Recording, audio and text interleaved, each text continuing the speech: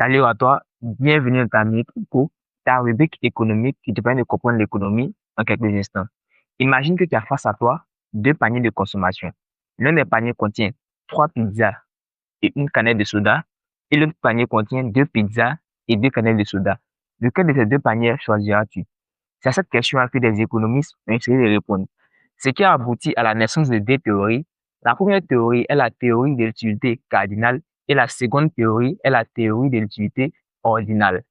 Pour comprendre cette théorie, on a défini un thème très important qui est l'utilité. Alors, c'est quoi l'utilité?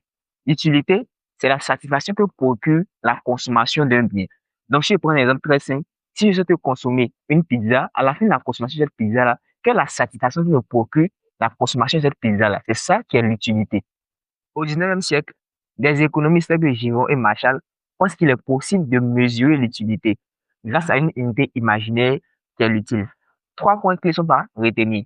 Dans un premier temps, l'additivité de l'utilité. Si j'ai un panier de biens qui contient deux biens, alors l'utilité totale que me procure ce panier est égale à la somme des utilités de chaque bien. Donc, si j'ai deux pommes, l'utilité totale est égale à l'utilité de la première pomme plus l'utilité de la deuxième pomme. Nous avons un deuxième élément qui est la décroissance de l'utilité marginale. C'est quoi l'utilité marginale? L'utilité marginale est la satisfaction que procure la consommation d'une unité additionnelle d'un bien.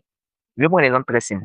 Si j'ai face à moi une pizza, la première bouchée de cette pizza me procure une grande satisfaction. Par contre, la deuxième bouchée me procure une satisfaction, mais faible que la première, ainsi de suite. Donc, il y a une décroissance de quoi? De l'utilité marginale.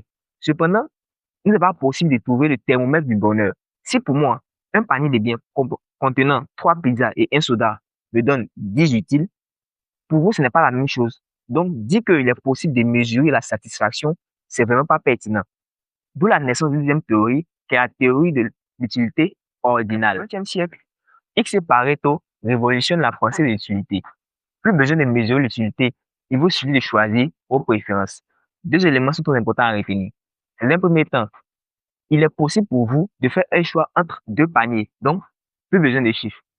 Dans un deuxième temps, nous avons la notion d'une courbe d'indifférence. Cette courbe représente tous les paniers de biens, toutes les combinaisons des paniers de biens qui vous procurent le même niveau de satisfaction. L'avantage de la théorie de l'unité ordinale, c'est qu'elle est réaliste. Vous êtes possible de choisir entre Netflix et Disney Channel.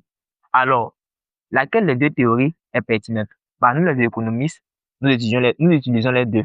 La théorie de l'unité ordinale est utilisée pour les analyses complexes et la théorie de l'unité cardinale est utilisée pour les analyses simples. Merci d'avoir suivi cette vidéo. Abonnez-vous et lâchez un pouce.